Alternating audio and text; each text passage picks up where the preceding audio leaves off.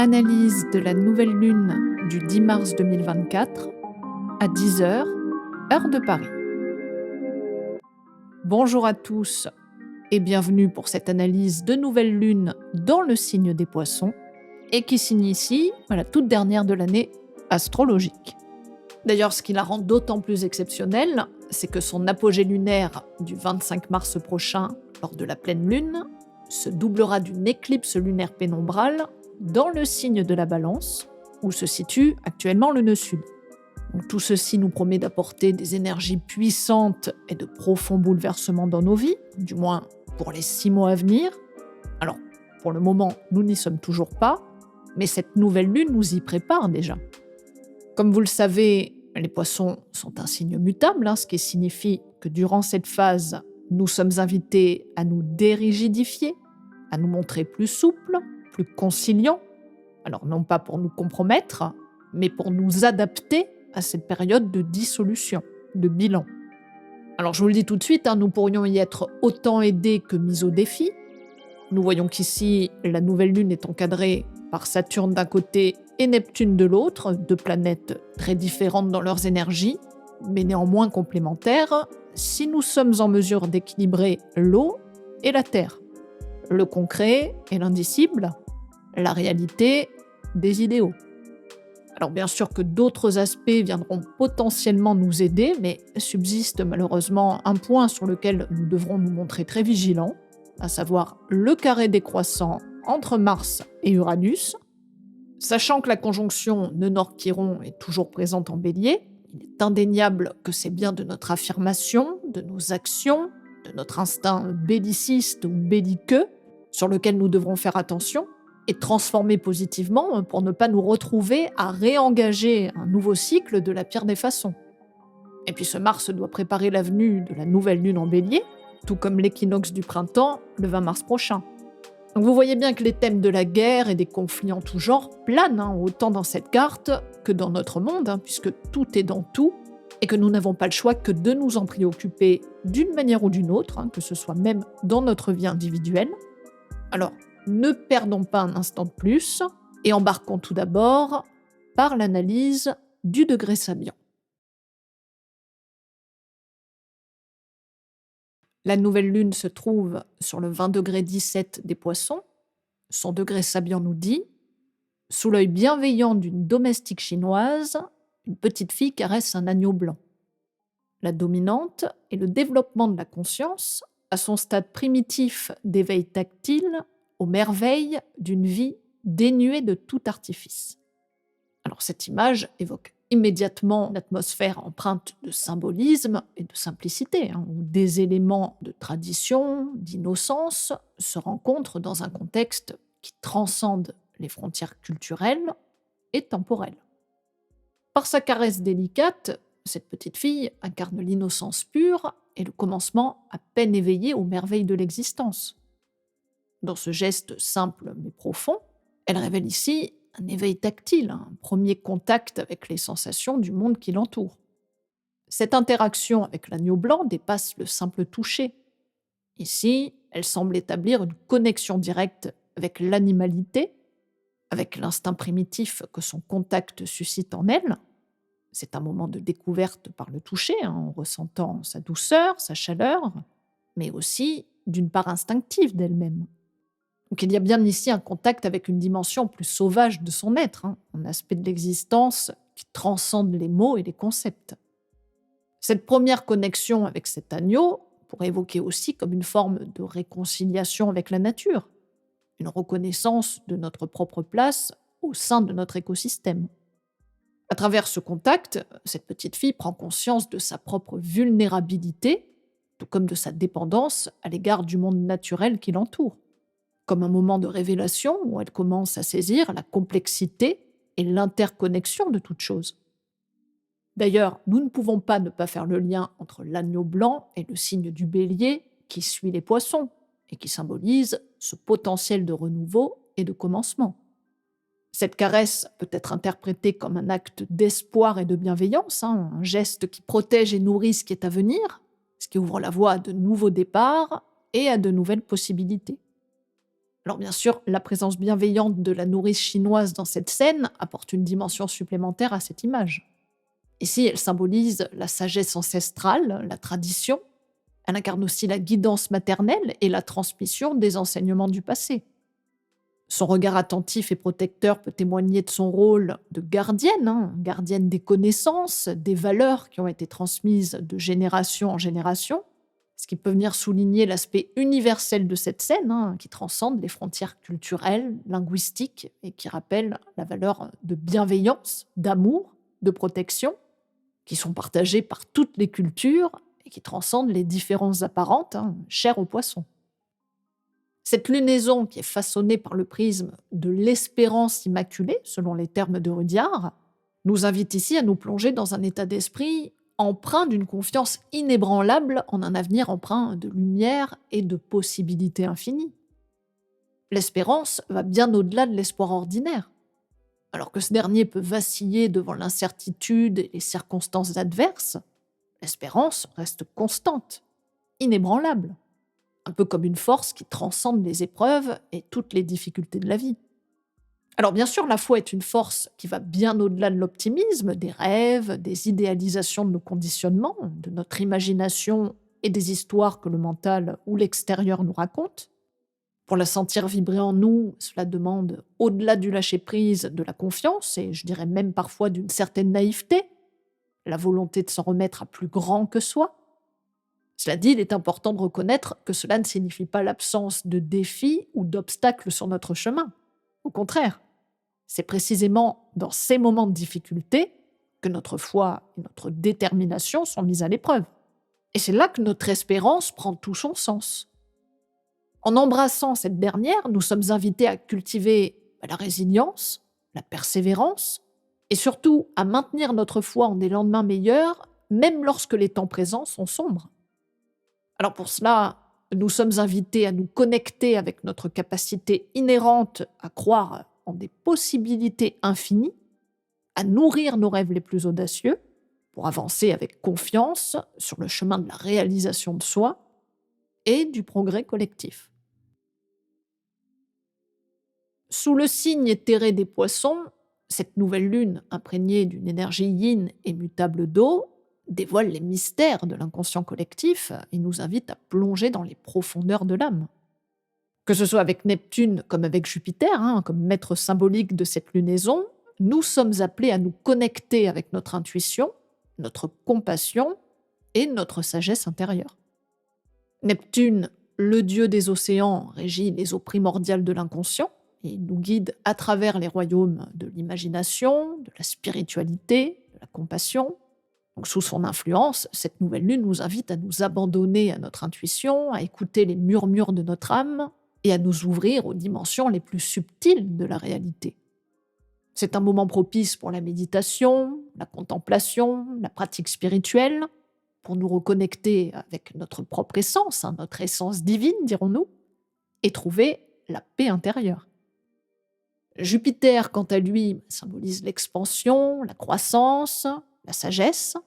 En tant que maître traditionnel des poissons, il apporte une touche d'optimisme, d'abondance, de générosité à cette lunaison. Donc, sous son influence bienveillante, nous sommes encouragés à cultiver la foi, à croire en nos rêves, à explorer de nouveaux horizons. C'est le moment idéal pour prendre des risques calculés, élargir nos perspectives et embrasser les opportunités de croissance personnelle et spirituelle qui se présentent à nous. Les poissons, en tant que dernier signe du zodiaque, nous plongent dans les abysses de l'âme, là où les frontières entre le conscient et l'inconscient s'effacent, où les rêves se mêlent à la réalité et où l'intuition guide nos pas. Cette lunaison nous invite à nous connecter avec notre monde intérieur, à explorer les recoins les plus sombres de notre être et à nous laisser guider par notre petite voix. Donc il y a bien cette idée de lâcher prise, de laisser les émotions nous traverser et nous laisser porter par le flux et le reflux de la vie. Dans cette mer de possibilités, où le temps peut sembler se diluer et où les frontières entre le moi et l'autre s'estompent complètement, nous sommes invités à faire preuve de compassion envers cet ensemble, en commençant, bien sûr, toujours par nous-mêmes. Les poissons nous rappellent que nous sommes tous reliés, que nos histoires se rejoignent dans cet océan qu'on appelle également l'humanité, et que chaque acte, aussi petit soit-il, peut avoir un impact profond sur le monde qui nous entoure. Cette nouvelle lune nous offre également une opportunité de guérison et de transformation. En plongeant au plus profond de notre être, en faisant face à nos peurs et à nos blessures, nous avons la possibilité de libérer les énergies bloquées pour ouvrir la voie à un renouveau profondément libérateur. Donc permettons-nous de laisser aller le passé pour pardonner et pour nous permettre de nous élever vers de nouveaux horizons, notamment lors de la prochaine lunaison en Bélier. Dans ce bain d'énergie lunaire, nous sommes appelés à embrasser notre nature la plus authentique, à honorer nos vérités les plus profondes, à nous ouvrir à la magie et à la beauté du monde qui nous entoure. Un peu comme un moment de communion avec l'indicible. Rien ne nous empêche de rêver grand, notamment si cela nous permet d'avancer et surtout d'y mettre du sens. Seulement, tentons, tant qu'à faire, de concilier ces derniers avec la réalité. Cela nous évitera tout processus de fuite ou d'évitement, que ce soit dans quelque paradis artificiel que ce soit.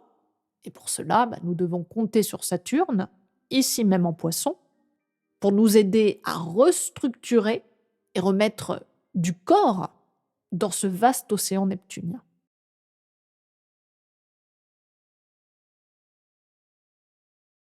Alors, plongeons dès à présent, c'est le cas de le dire, en nous focalisant sur l'encadrement très spécial de cette nouvelle lune entre Saturne, que les deux luminaires ont rencontré il y a peu, et Neptune, tous, bien évidemment, en Poisson.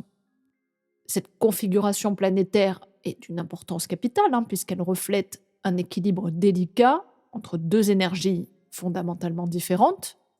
D'un côté Saturne, qui représente la structure, la discipline, les limites, et de l'autre Neptune, qui symbolise l'inspiration, l'intuition et la dissolution des frontières.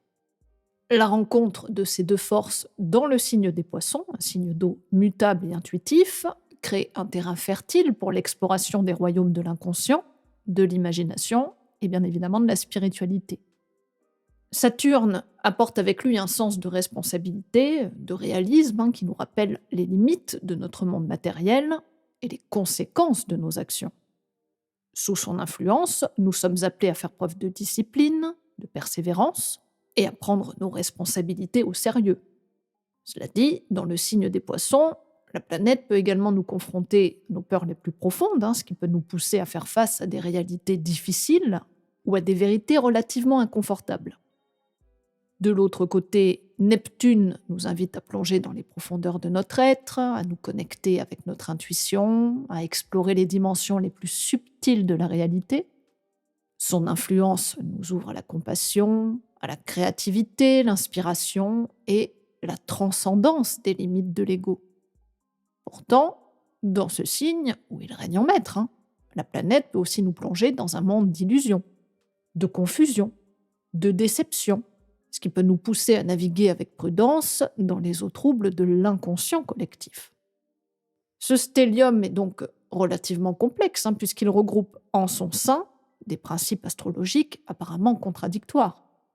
Et pourtant, il nous met au défi de trouver un équilibre entre ces énergies, et surtout tenter de nous connecter, alors non pas aux aspects les plus sombres de ces planètes, mais à leurs meilleures sources évolutives. Alors comme vous pouvez vous en douter, l'aspect, selon moi, le plus complexe et surtout le plus dangereux des Poissons est sa très grande porosité à ce qui l'entoure. Sa plasticité, tout comme son manque de limites, lui permet, alors certes, une certaine virtuosité à s'adapter selon les modes et les gens, mais cela peut également l'engager dans des couloirs obscurs. Sa très grande imagination est un atout considérable s'il se veut créateur. Mais en tant que simple spectateur, ce signe peut avaler des couleuvres. Sa réceptivité et son immense sensibilité aux différents rythmes de l'existence le poussent à se laisser bercer, que ce soit par ses sensations, ses émotions, mais aussi à tout ce qu'il peut entendre et donc en déduire. Et voilà le piège. Il pourra avoir tendance à se laisser charmer par ce qui lui semble le plus envoûtant à l'écoute. Et le voilà parti à suivre n'importe quel gourou, charlatan ou idéologue. Ce n'est pas toujours le fond ni la forme qui lui préférera son attention, mais la capacité à toucher sa sensibilité, à faire vibrer sa corde sensible. Alors il ne faudrait pas confondre cela avec de la sensiblerie, le cliché autour de ce signe qui le voudrait simplement comme obstinément bon, gentil ou doux est une absurdité. Il suffit de voir à quel point nombre de psychopathes possèdent des énergies poissons. Donc il est vraiment temps de se dégager de cette astrologie de salon. Étant un signe mutable et rattaché symboliquement à la maison 12, qui est de loin la demeure la plus complexe du zodiaque, certains diraient même le caniveau du zodiaque, les poissons portent en eux la totalité des énergies des signes. Voilà pourquoi il est impossible de mettre en mots ce que ce signe représente. Et ce n'est pas pour rien s'il est représenté par cet animal, qui est bien difficile à attraper puisqu'il nous glisse entre les doigts. Donc à travers lui, tout est possible, le meilleur comme le pire, le plus beau comme le plus laid, le plus sincère et compassionnel comme le plus menteur et vil. Alors puisque nous arrivons à la toute fin d'un cycle, nous avons en notre possession toutes les possibilités qui s'offrent à nous, toutes celles que nous avons compilées, rencontrées, voulues ou subies, mais en poisson, tout est possible comme son contraire. Et voilà pourquoi, pour nous permettre d'en sortir gagnants, nous ne pouvons pas simplement nous laisser charmer, voire ensorceler par les brumes de Neptune, qui elle aussi est tout aussi complexe. Bien sûr que nous pouvons l'introduire dans certains domaines de notre vie, notamment ceux qui exigent beaucoup d'inspiration, de dévouement, de soins, d'aide. Mais là aussi, nous devons y poser certaines limites et conditions, au risque d'y perdre une certaine part de nous-mêmes, puisque le sacrifice est le risque majeur de ce signe. Alors d'un point de vue collectif, inutile de chercher bien loin, il suffit en ce moment même d'entendre de la part de notre délirant national, veuillez m'excuser mais je ne peux décidément plus l'appeler autrement, qui appelle de ses vœux à une escalade sacrificielle vers un conflit autrement plus mortifère que ce qui est possible d'imaginer. De plus, nous pouvons entendre poindre de ci de là la petite musique de grand nombre de médias, tous plus soumis les uns que les autres, à faire entrer dans les cerveaux cette musique belliciste. Un peu finalement de la même façon que pendant la période du Covid. Les manœuvres sont les mêmes. D'ailleurs, elles me paraissent personnellement tellement énormes qu'il me semble vraiment difficilement imaginable que certains puissent encore tomber dans ce piège. Mais bon, il est tout à fait possible que des âmes fragiles, où le déni sera toujours préférable à l'intelligence, au bon sens et à la sagesse, ne choisissent de déléguer leur pouvoir et leur responsabilité pour se dédouaner faussement et pouvoir espérer de passer entre les gouttes, ce qui au final est une idiotie totale puisque l'on récolte toujours à un moment ou un autre les graines que l'on a semées ou que l'on a données à d'autres. C'est la bonne loi des cycles et du karma. Donc, pour en revenir à nos moutons, ou dirais-je plutôt à nos poissons, nous devons utiliser cette période non pas simplement pour nous laisser dériver avec Neptune, ou nous laisser écraser avec Saturne. À dire vrai, ces énergies-là, nous ne devons pas simplement les vivre sur un mode naïf, c'est-à-dire d'une manière passive, mais bien au contraire, à nous les réapproprier, en faisant preuve d'ouverture aux vibrations derrière les notes que l'on entend avec son oreille. Nous devons ici aller plus loin, en nous connectant à nos sensations, qui peuvent se révéler bien plus fines pour nous permettre de déceler dans le chant des sirènes le véritable message caché. Donc il y a cette idée de traducteur de l'indicible, et qui, avec Saturne, peut nous aider à faire le distinguo entre ce que l'on croit y entendre et ce que l'on sent vraiment.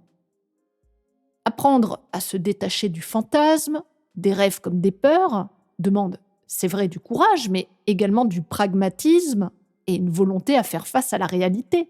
Saturne, qui lui, ne nous dit jamais de mensonge. Il ne fait que nous montrer la vérité. Alors certes, cela peut être dur, radical, sévère, cela peut faire mal de lui faire face ou de le voir nous seriner, mais finalement, ne serait-ce pas cela que l'on demande d'un père? De nous dire non, de nous poser des limites, d'instaurer un cadre, bref, de nous sécuriser, même si cela ne nous fait pas toujours plaisir ou entrave l'immédiateté de nos désirs. Pour que les choses se fassent, cela demande du temps, de la précision, de l'engagement, de la maturité, mais surtout de la transparence. Comment peut-on en vouloir à un père, réel ou symbolique, qui nous dit non, si ce dernier nous explique en toute sincérité pourquoi il s'y oppose, et surtout en nous aidant pas à pas à faire de notre mieux pour y parvenir? Son but n'est pas de nous satisfaire dans l'instant, mais de nous aider à l'inscrire dans la durée et la stabilité. En gros, son but est non pas de nous écraser, mais de nous élever. Et pour cela, nous devons nous plier à certaines règles pour ne pas faire du hors-piste ou être en roue libre. Alors bien sûr, quand ce même père, tout comme celui qui s'arroche ce droit, nous écrase sans nous l'expliquer vraiment, que ce soit en se montrant simplement autoritaire ou en nous donnant des prétextes fumeux, cela n'a forcément rien à voir. Là, Saturne ne fait pas son travail. Dans les poissons, qui est un signe mutable, la planète peut se révéler double. Alors soit elle sera en mesure de faire preuve d'humilité, car ce n'est pas dans l'illimité des poissons qu'elle sera capable d'établir des limites, ça elle le sait très bien. Son but ici n'est pas de clôturer l'immensité de l'océan, ce serait impossible à faire, mais simplement de définir un espace réservé, un enclos sécurisé où cette vastitude se doit d'être ici resserrée et encadrée. Auquel cas, Saturne en poisson cédera au vertige de l'hubris jupitérien, qui ose croire, avec trop de fougue, que l'on peut tout dompter, tout vaincre, comme l'élément le plus puissant, c'est-à-dire l'eau. Et là, ce seront ces structures mêmes qui s'effondreront, se dilueront et disparaîtront totalement dans le vaste champ du cosmos. Alors, comment oserons-nous aborder la chose ? Là encore, tout ceci est une question de choix. Dans tous les cas, tentons de ne pas suivre à la lettre ceux qui n'ont rien compris pour éviter à la fin de couler avec eux. On ne peut pas sauver tout le monde, simplement ceux qui le veulent vraiment et qui osent demander de l'aide en tendant la main. Alors si j'aborde la notion de conflit, c'est qu'ici Mercure, qui est fraîchement entré dans le Bélier, fait d'une certaine manière partie de cet amas, ou du moins sa conjonction à Neptune le relie inévitablement aux influences des Poissons, ce qui dans un sens fait complètement résonance avec l'image du degré Sabian qui nous parle en essence de cette transition entre la fin de quelque chose et le début d'une autre. Alors nous avons vu que dans cette phase de transition, tout est possible, le meilleur comme le pire, les aspirations les plus folles comme les plus beaux idéaux. Nous ne pouvons pas renier que Mercure dans cette position, et sortant à peine de son passage sur Neptune, est un aspect qui, au niveau collectif, est encore confus et potentiellement dangereux, notamment au niveau propagandiste et belliqueux. Les notions de bataille pour des idéaux communs ou de bataille collective au nom d'une certaine idéologie sont forcément dans l'air. Là encore, il faudra se montrer très circonspect et éviter tant qu'à faire de se laisser hypnotiser par les informations d'où qu'elles proviennent. Nous sommes, ne l'oublions pas, dans une année d'élection, que ce soit aux États-Unis, en Russie, dans l'Union européenne. Donc forcément, tout est bon pour être utilisé comme arme de propagande et de désinformation pour pousser les gens à aller dans leur sens et surtout à ne pas prendre la distance nécessaire pour agir de façon responsable. Tout ceci est un fait et je pense que chacun en prend la mesure et ne se laissera pas duper. Plus individuellement, cette configuration doit positivement nous aider à faire cette transition. Alors, non pas pour agir à partir d'idéaux fumeux ou de confusion totale, qu'il faudra accepter à ce moment-là. Un peu comme la petite fille du degré Sabian, il y a cette idée de nous reconnecter à notre animalité, notre instinct, nos sens, en ressentant profondément les choses que nous serons en mesure de penser de façon renouvelée, libre, indépendante. Laissons si possible les aspects bellicistes au bélier de bas étage pour une affirmation autonome, assertive et courageuse, ce qui n'a pas vocation à détruire ce qui ne nous ressemble pas, mais à simplement oser dire ce que l'on est et ce que l'on désire profondément. Durant cette phase, Mercure risque encore de dire ou de raisonner confusément. Voilà pourquoi il est sage de faire preuve d'une certaine prudence avant de nous lancer ou d'aboyer trop fort, mais au risque de le regretter. Et ce n'est pas parce que nous parlerons plus fort que les autres que nos propos s'en trouveront forcément plus authentiques ou recevables. Avec Neptune, la modestie et l'humilité sont de mise, car dans l'eau, nos paroles ne valent pas plus que de simples bulles qui font pchit. Le sextile croissant que Mercure forme avec Pluton peut s'avérer à double tranchant. La planète de la mutation envoie à celle de la communication la possibilité de faire peau neuve, que ce soit dans sa façon de s'exprimer, comme d'attendre des autres la même chose. Cela dit, cela peut venir accentuer le contrôle ou la prise de pouvoir. Pluton, en lien fluide avec Mercure, doit venir positivement nous pousser à sonder la vérité et surtout à ne pas nous laisser impressionner par les tentatives de manipulation des uns ou des autres. Alors bien sûr, nous devons faire également attention à ce que l'on cherche à imposer dans notre manière de nous affirmer. N'oublions pas que le Verseau est un signe éminemment tourné vers le commun. Le Bélier, par contre, est un signe plutôt individualiste et tourné vers ses propres désirs. Alors qu'est-ce qui peut relier bénéfiquement ces deux-là? Il n'est pas question ici d'utiliser le commun pour se mettre en avant ou de jouer un jeu trouble. Pluton nous invite à l'authenticité et Mercure se doit d'être au service de cela. Attachons-nous simplement à ne pas nous laisser influencer par la brume neptunienne et le contrôle de Pluton à mauvais escient. Au contraire, tâchons de prendre en eux leur aptitude à la dissolution et la transformation pour nous réapproprier autant mentalement que dans notre communication, afin de pouvoir au mieux trouver notre place dans ce grand bain collectif encore en transition. D'ailleurs, nous pouvons également observer que cette nouvelle lune forme un sextile décroissant à Uranus en Taureau, ce qui là encore ne doit pas forcément immédiatement nous dire que cela est positif. J'aimerais vraiment que l'on sorte de cette idée binaire avec les aspects. Un sextile est certes un aspect facilitant, donc fluide, ce qui selon les planètes n'est pas forcément toujours agréable à vivre. Donc ici, il est juste question de se dire que les énergies de cette nouvelle lune ont la capacité de se lier plutôt facilement aux énergies vives et électrisantes d'Uranus, qui elle aussi est une planète complexe et qui peut se vivre de différentes façons. Alors, très naïvement, nous pourrions en conclure que ce nouveau cycle dans le dernier signe du zodiaque, qui nous pousse, comme nous l'avons vu, à passer d'un état à un autre, peut s'appuyer avec Uranus sur une possibilité de libération matérielle et concrète possible. Vu sous son angle le plus positif, ce sextile nous permet de faire dialoguer le visible et l'invisible, le lâcher-prise et la nouveauté, les croyances et les concepts, et donc en un certain sens de nouvelles possibilités pour notre avenir. Notons toutefois qu'Uranus est une planète sèche et donc très différente des énergies yin du Taureau dans lequel elle siège. Le vivant, qui est symbolisé par ce signe, est avec Uranus secoué parfois sans beaucoup de tact, voire pulvérisé simplement pour la volonté de la transformer. Alors je ne sais pas si vous en avez entendu parler, mais le concept de viande cultivée en laboratoire est tout à fait typique de cette position, notamment depuis l'entrée de Pluton dans le Verseau, signe d'Uranus. Cette idée de perversion du vivant, de transformation au nom d'une nouvelle technologie, fait somme toute froid dans le dos, et surtout doit être considérée avec d'infinies précautions. À force de vouloir jouer les apprentis sorciers, nous prenons le risque de découvrir, certes, de formidables avancées, mais également de terribles dérives. Alors ce sextile entre la nouvelle lune et Uranus n'a pas forcément un lien direct avec ça, mais en ce moment, la volonté d'avancer plus vite que la musique est si forte, notamment d'un point de vue matériel, que nous devons là encore ne pas oublier de prendre en compte des lois intangibles dont Saturne est le dépositaire. À force d'entendre que nous changeons de paradigme, certains souhaitent forcer le mouvement ou le levier de son cycle naturel pour en tirer le plus de profit.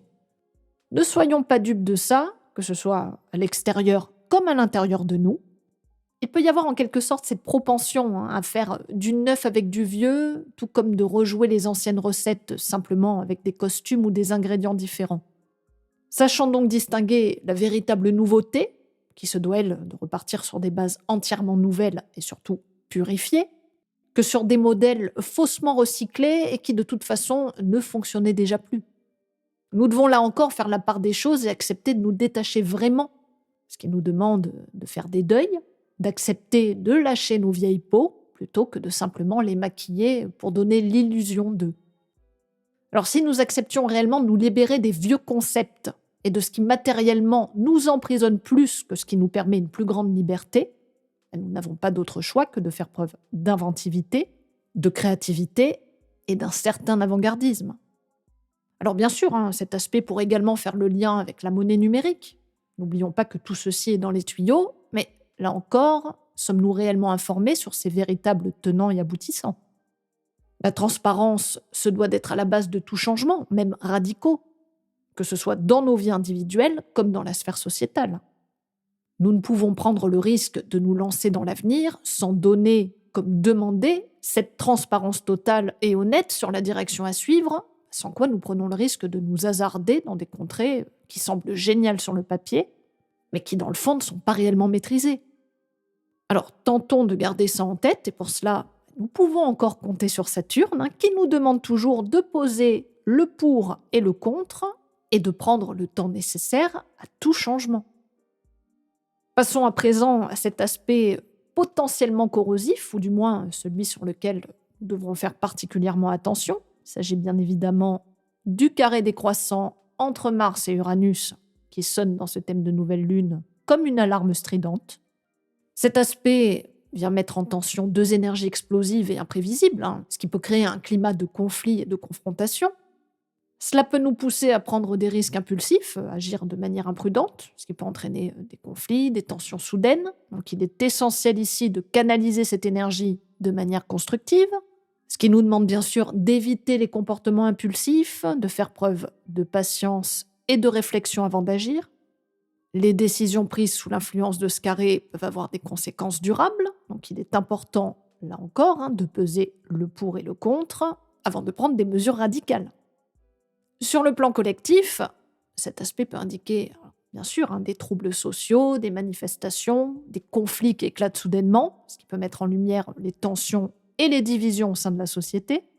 Il est donc crucial de rechercher des solutions pacifiques, de favoriser le dialogue pour résoudre les différends, plutôt que de céder à la violence et à la confrontation.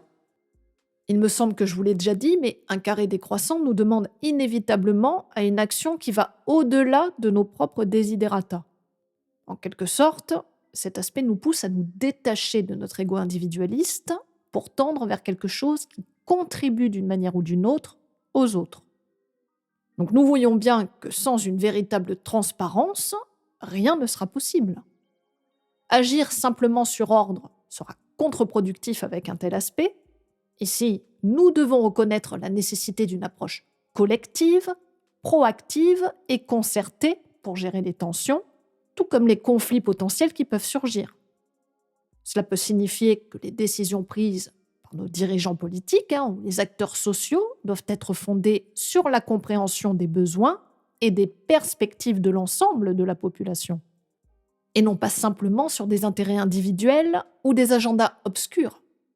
En tant que société, il est essentiel de promouvoir des valeurs telles que la tolérance, le respect mutuel, la solidarité, pour prévenir les conflits et favoriser la cohésion sociale.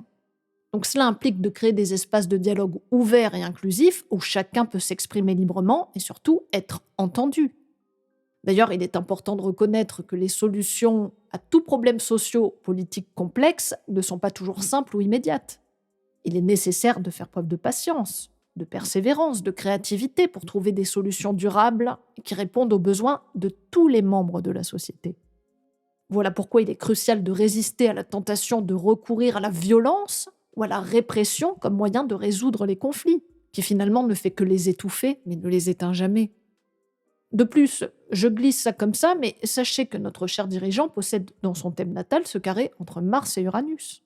Donc cette résonance pourrait faire un lien avec les événements ou les décisions qu'il pourrait prendre durant cette période où cet aspect planétaire est particulièrement actif. Alors dans nos vies individuelles, aborder cet aspect demande forcément une combinaison de conscience de soi, de maîtrise de soi et de communication efficace.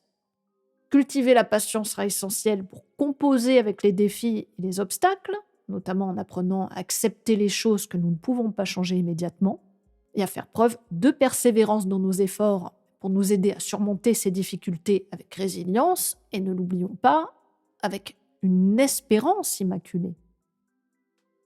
Vénus, petite bénéfique, a déjà dépassé le carré avec Uranus durant cette nouvelle lune, puisqu'elle a fait son aspect exact, il me semble, le 3 mars. Elle se trouve ici toujours dans le mois de mars, nous pourrions donc compter sur elle pour apaiser quelque peu les tensions et les conflits potentiels, tout en adoptant des approches plus coopératives par des compromis. Son influence ici doit nous encourager à mettre l'accent sur ses valeurs plutôt que sur la confrontation viriliste et la rivalité.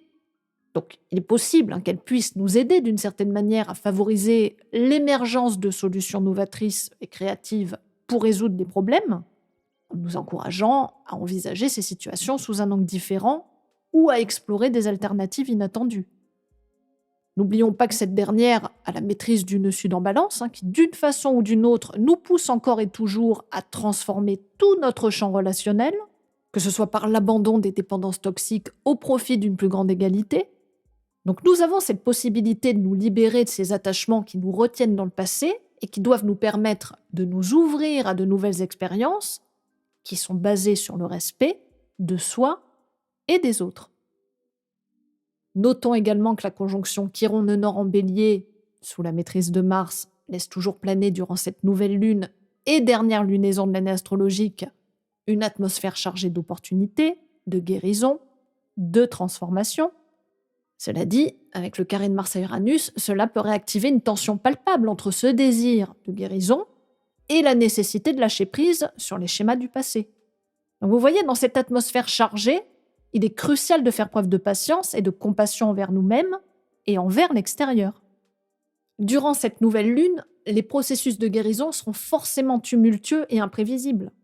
Mais en restant ouverts et réceptifs à leur message, nous connectant profondément avec nous-mêmes, en nos ressentis, nous avons cette possibilité de trouver des moyens innovants pour surmonter ces défis et de nous en libérer par la grande porte. N'oublions pas que dans cette toile de fond subsiste le sextile croissant entre Saturne en Poisson et Jupiter en Taureau, qui avance inexorablement vers sa grande conjonction avec Uranus le 21 avril prochain. Cette configuration astrologique nous offre une occasion précieuse d'appliquer nos aspirations à des objectifs concrets réalisables. Alors en combinant la discipline, la persévérance de Saturne avec la sagesse expansive et l'optimisme de Jupiter, nous sommes incités à travailler sur des projets ambitieux et à établir des bases solides pour l'avenir. Cette conjonction imminente avec Uranus en Taureau nous promet forcément un nouveau cycle de croissance, d'expansion et de transformation. Donc nous sommes dans une période propice pour semer les graines de changements durables, pour explorer de nouvelles voies vers de nouvelles valeurs de prospérité et d'épanouissement. Toutefois, pour que ces changements soient véritablement fructueux, il est essentiel que l'eau des poissons, qui symbolise notre sensibilité, notre intuition, notre connexion avec l'inconscient, soit purifiée. L'eau possède une mémoire extraordinaire qui peut absorber et conserver les énergies qui lui sont transmises. Ainsi, avant de la déverser sur la terre fertile du Taureau, nous devons travailler sur notre propre purification intérieure. Et cela nous demande de nous libérer des émotions négatives, des schémas de pensée limitants et des conditionnements du passé qui pourraient obscurcir notre clarté mentale et notre vision de l'avenir. Par ce processus de purification de notre eau intérieure, nous sommes en mesure d'accueillir ces énergies de transformation et d'expansion avec une conscience accrue, pour les utiliser au mieux pour notre croissance perso et également collective. Donc dans cette période de transition et de préparation, nous devons créer les conditions les plus fertiles pour semer ces graines. Et pour cela, nous devons peut-être de regarder les choses et les événements sous un angle totalement différent. Et voilà pourquoi, à la date de cette nouvelle lune, c'est l'arcane du pendu du tarot de Marseille qui entre en résonance avec les énergies. Cela nous invite à suspendre nos jugements et nos certitudes habituelles. Cette lame symbolise un moment de pause, une invitation à regarder le monde avec un regard neuf, à remettre en question nos perceptions, à explorer des perspectives inattendues. Si nous regardons ce personnage, nous voyons qu'il a la tête en bas. En regardant les choses sous un autre angle, même si nous avons l'impression sur le moment d'être coincés, nous ouvrons la porte à de nouvelles possibilités, à des découvertes qui pourraient autrement rester inaperçues. Donc il y a bien ici un appel à la flexibilité mentale, à la capacité d'adaptation, de lâcher prise. Quand on est accroché, on ne peut pas bouger, ça ne sert à rien de s'exciter dans tous les sens, il faut attendre. Il y a donc cette idée d'acceptation de l'incertitude et du temps. Combien de temps allons-nous rester comme ça ? Plus nous serons capables de nous libérer de nos préjugés, de nos schémas de pensée, de notre impatience, de notre rigidité, plus nous deviendrons réceptifs aux enseignements que la vie a à nous offrir. Donc ici, l'exploration de perspectives inattendues peut nous aider à élargir notre vision du monde, ce qui est très poisson, et surtout à développer notre compréhension de tout ce qui nous entoure. Si nous nous laissions la possibilité d'embrasser la diversité des expériences humaines, nous pourrions enrichir notre propre parcours et cultiver un sens plus profond d'empathie et de compassion. Alors n'ayons pas peur de rompre avec nos vieilles chaînes, nos conditionnements obsolètes, notre immobilisme de façade, notre part d'infantilisme ou de dépendance. Non pas pour nous lancer sans préparation à sauter dans le vide, de toute façon les énergies semblent nous stopper, mais simplement pour nous permettre de défier les limites de notre perception. Et si nous nous laissions aller à regarder cette carte, à observer ce personnage et à tenter d'entendre son message, ne nous dirait-il pas que c'est souvent dans ces angles morts de la conscience où réside la véritable essence de la découverte et de l'éveil? Bien sûr, il pourrait vous dire tout autre chose, et c'est ce que je vous invite à faire, de prendre le temps de la réflexion, de regarder les choses d'une autre manière, non pas pour vous agiter dans tous les sens, mais à laisser le sens se dévoiler pas à pas. Et nous voilà arrivés à la fin de cette analyse. Une fois encore, j'espère que vous aborderez ce dernier cycle lunaire avec toute la finesse et la souplesse que ce dernier signe de la roue exige. N'oublions pas qu'il n'y a jamais vraiment de fin, simplement un passage, et que rien ne meurt jamais, tout se transforme simplement. Permettez-moi de vous souhaiter une nouvelle lune tout en profondeur et en détachement. Et je vous dis à très bientôt pour de nouvelles aventures astrologiques.